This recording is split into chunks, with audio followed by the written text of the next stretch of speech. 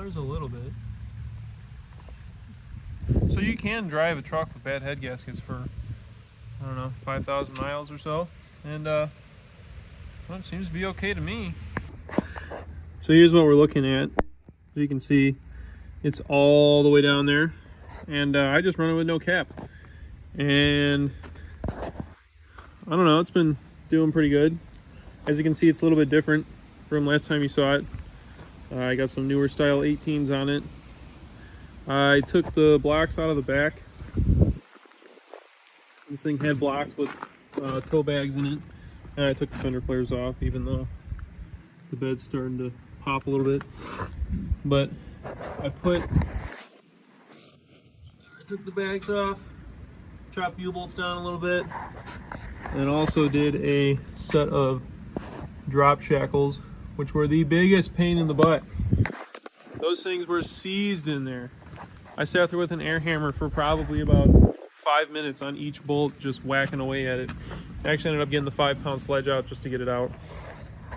But I ended up buying a roller for this truck because, as you can see right back there, the frame is actually rotted. So, oh, actually, I also put a new hitch on it because the other one was hacked together. This one's, you know, zip tie. But now that there's no blocks in it and that I have a lower shackle on it, I was able to drop the front end a little bit. I pulled the bolts out of the torsion key blocks, and it rides pretty good now. So yeah, I think the batteries are getting weak on it though. Every morning it starts a little bit slower. I've actually had the issue where it starts to, well, every once in a while it'll just click. So I'll click it a couple times and it'll finally turn over. But I'm not too worried about it until it actually takes a crap. So this is the budget truck here. So I know I told myself I wouldn't make this truck another project. I have plenty of projects. I'm still not even done with the white one yet. I got an extensive list of crap to do on that. And then the orange one sitting right here is not even close to being started. I still gotta pull the motor, pull the trans. Body work gonna be the complete last thing on that truck. But I still want to do a swap, get rid of the 6.2, and then I don't know what I want to do for suspension yet. I kind of pondered the thought of doing a 4-link all the way around, but I don't know. I haven't decided. That is third project, and then this single cab would be fourth project in line. So a little bit too much crap to do. But this is kind of what we're working with currently. I can't remember the last state that I posted this in.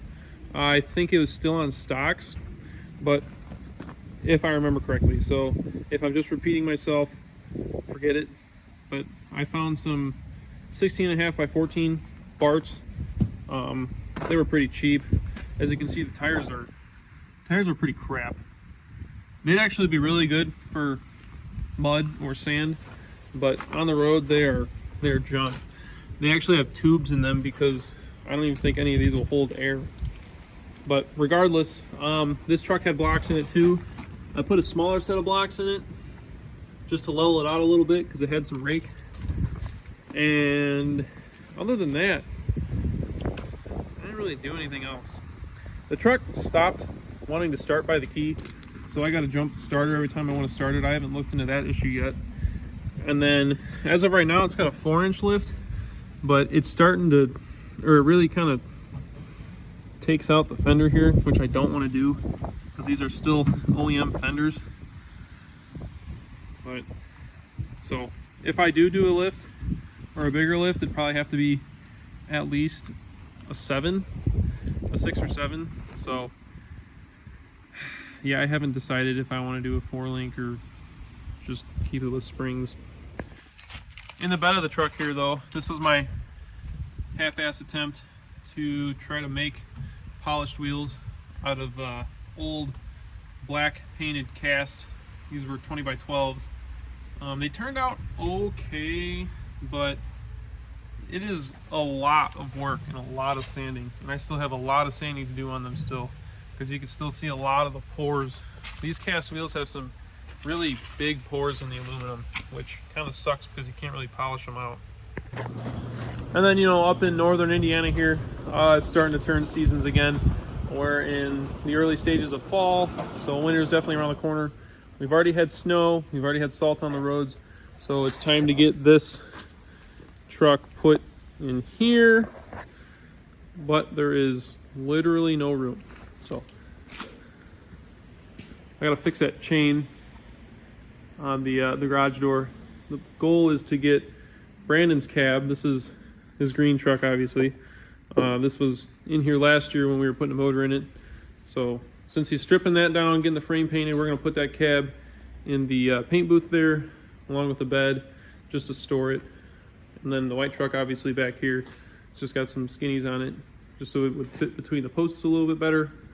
That truck is just gonna sit there until I have motivation and time to work on it. And then that brings us to this roller right here, which I bought to sub some parts off of for my single cab LB7. So when I found out that the frame was rotted, the cab's starting to sag, the inner rockers are kind of junk, floor pans have kind of been botched together, I decided to just kind of try to find a roller from the south. So I came across this here. This was a part out truck. The guy had it. This was his first truck, he said. Got stolen, so he decided to part it out because the guys who stole it had already half pulled it apart. So this is a 2500 HD gas truck. I want to say it's a 2006 Chevy, but the cabs are identical, the frames are identical. It used to be a 6-liter, so that's the one different part. And then the second different part is it is 2-wheel drive. So I'm going to be doing a 2-wheel drive to 4-wheel drive conversion. As you can see, one of the mounts, this is where a bushing goes for the front diff bracket. So that is going to align basically the whole front part of the drivetrain. That, and then this bolt hole down here. Everything else I'm going to have to cut off of this frame and then measure it all up, make sure everything is correct and the same dimensions as a 4-wheel drive frame, and I'll be able to weld all that stuff in and get the front diff in. But this cab is much cleaner. You can see the rockers and cab corners are all original. The frame is in really good shape. I'm not going to be able to use really anything off of it. I want to say the air conditioning stuff is different. I don't know if the hydro boosts are different. I might upgrade that regardless. But power steering might be slightly different. The brake lines I want to say are the same. And then the wiring and the interior are getting completely swapped out. So I plan to just swap the interior out of this truck into this truck, especially since this one is all manual. So we got manual locks, manual windows, and then that truck has all power options. So cleaned it out a little bit, but it's still pretty dirty and disgusting. It's not a big deal. Now, of course, I'm gonna have to pull the rest of the exhaust off. You know damn well they pulled the cats off of it because that's the only thing that was of value. Pull the charcoal box off, fuel tank. This is a 410, 10.5 inch, 14 bolt rear end. Obviously, it's a gas truck. It's pretty much a standard in the 2500 HD gas trucks. I think the leaf springs are the same. Bumper's junk. It's kind of crappy and bent up, so that might go in the garbage too. The hitch is good, but these hitches aren't really rated for that much. And then the biggest plus though is this spare tire cross member is freaking perfect. These are one of the first things to go on these frames, and then these, the rear and then the front fuel tank cross member are the second and third things to go on these frames. Everything else is still pretty solid. Oh, and then right here, so this is your fifth wheel supports. You have some bracketry in there welded to the inside of the frame channel.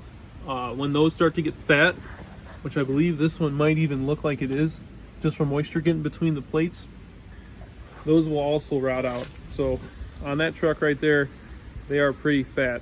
So we're gonna swap the frames out, swap the front drivetrain, the front diff, all that crap from this truck into here, and then it'll be pretty clean after that. So anyone who's ever worked on these trucks, you may know that you can replace the rear fuel tank cross member. I know a lot of the northern guys have done it because most of them nowadays are probably rotted out and the fuel tanks are sagging and crap like that. But you can get these things on Amazon or eBay, and they're pretty freaking cheap. They're not too hard to install, but one thing that I noticed on these single cabs is from the factory they have this plate. So usually when I shop for trucks, I'm able to tell if this cross member's ever been replaced because this outer plate comes with the replacement piece that goes on that, or for the rear cross member there. So usually it's got 4 plates. One goes on the inside here, another on the inside there, and then 2 on this outside and then the other outside. One thing I didn't realize is that these are actually factory. So initially I saw that and I thought, crap, this thing is rusty. It had the rear cross member replaced. But it's the same here, it's the same on that truck. Oh, excuse me, and then it's the same on all the rest of the standard cabs too. So, if you come across a standard cab that has this plate welded onto the outside, it hasn't been replaced. It's most likely still intact. If it's a bigger plate and it's not a square plate, it's more like a rectangle, it probably has been replaced. And then if you come across a crew cab or extended cab that's like that, it's 110% replaced because they don't come like that on the extended and crew cabs.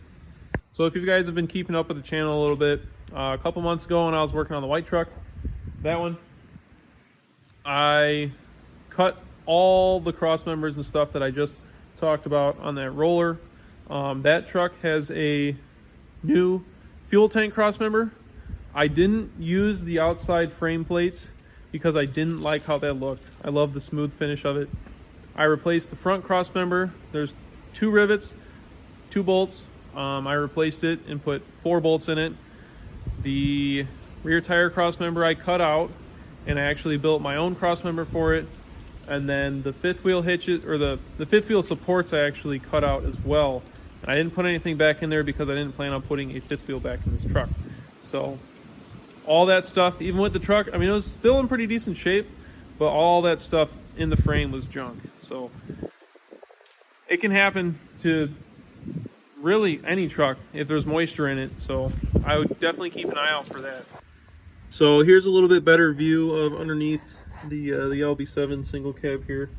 So as you can see, this is the spare tire cross member right here. There's the dealio that holds the spare tire. The hitch, I replaced this because the other one was rusted out and they botched it together with some freaking booger welds and other crap. As you can see, this is part of your hanger. This is a hanger support for the rear portion of your leaf springs. Yes, my frame is bent. Not really too concerned about it because the rest of it's junk. Leaky shock. It's also pretty cool. Also not too concerned about it either. Fifth wheel supports. So up here, you can see this is also pretty nasty. This is starting to chip away. It's getting real nasty right there. The frame is actually also cracked and broken right here. So this, now that I'm going over, this thing's kind of a piece of crap. I didn't actually realize all this until I hopped underneath it right now. So, good thing I did. But here's the other side of the cross member there. The only reason I didn't hack this out yet is because it holds the shock mount for that shock right there. So I don't want to pull it out just yet. And I also put an exhaust on it. This was a really cheap, actually it was free, because it was off Brandon's silver truck. But it'll do the trick. It's not loud and obnoxious in the cab anymore because I had it dumped under the door. But this bolt in the axle's sheared off.